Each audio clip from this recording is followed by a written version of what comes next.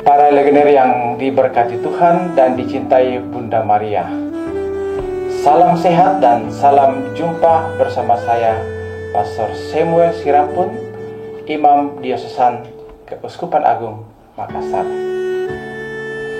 Dalam buku pegangan bab 9 tentang legioner dan tubuh mistik Kristus dikatakan, dalam diri setiap orang yang mereka jumpai, mereka harus melihat pribadi Yesus Kristus sendiri.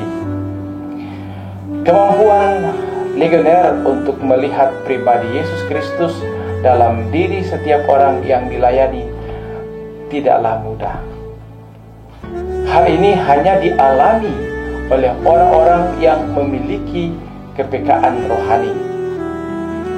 Kepekaan rohani ini harus dibangun dari, pertama, harus memiliki pemahaman yang benar bagaimana relasi Yesus Kristus dengan jemaatnya. Dalam relasi ini, kita sebagai legioner bagaimana berelasi dengan Yesus Kristus. Yang kedua, membangun relasi terus-menerus dengan Yesus melalui sakramen-sakramen, khususnya Ekaristi dan segala bentuk adorasi dan devosinya. Dalam buku pegangan digambarkan bahwa kita sebagai legioner merupakan bagian dari tubuh mistik dan Kristus adalah kepalanya. Hubungan ini adalah hubungan kesatuan yang tak terpisahkan. Kita tidak boleh lepas dari kepala kita. Terlepas dari kepala berarti kita mati secara rohani. Untuk itu sebagai legioner kita harus tetap mempertahankan kesatuan itu dengan tekun dalam praktek-praktek dan setia dalam menimba kekuatan dari sakramen-sakramen, khususnya Ekaristi. Kalau kita mengandalkan kemampuan dan kekuatan, kita tidak akan mampu bertahan menghadapi segala bentuk tantangan dalam menjalani karya kerasulan kita sebagai legioner. Mari meneladan Bunda Maria yang relasi pribadi dengan putranya amat mendalam. Relasi inilah yang memampukan Bunda Maria setia menemani Yesus sebelum dan sesudah peristiwa salib. Para legioner yang terkasih, Ekaristi merupakan persembahan Yesus yang paling besar bagi kita sepanjang sejarah. Dan dalam Ekaristi, kita sungguh diberi kesempatan untuk bersatu dengan dirinya.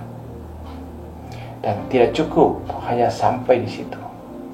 Kita masih diberi kesempatan untuk lebih menyelami keagungan dan kemuliaan pribadinya melalui adorasi sakramen Maha Kudus. Bila kita bertekun untuk beradorasi, di sanalah kepekaan rohani kita terbangun dan perlahan-lahan dibentuk. Dengan demikian, kesatuan, keakraban, kedekatan kita dengan Yesus Kristus, kepala tubuh mistik, terjalin. Inilah kekuatan kita. Inilah amunisi yang harus kita miliki untuk siap sedia bertempur. Tentu saja bertempur dalam doa dan pelayanan. Kalau amunisi ini bisa kita isi terus-menerus, kita akan dimampukan untuk menghadapi segala macam tantangan dan tidak mudah menyerah terhadap segala situasi. Saat ini dunia dan juga negara kita masih dilanda wabah COVID-19. Sudah banyak yang menyerah dan putus asa. Banyak yang frustasi, tidak bisa berbuat ini dan tidak bisa berbuat itu.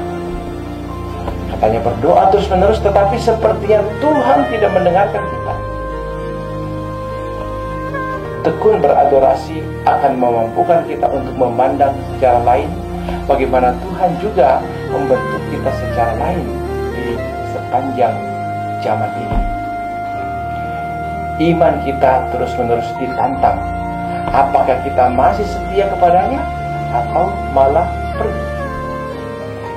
Melalui setiap peristiwa kita diajak untuk melihat kehadiran Kristus di dalam semua peristiwa hidup dan dalam diri orang yang kita jumpai dan doakan setiap hari.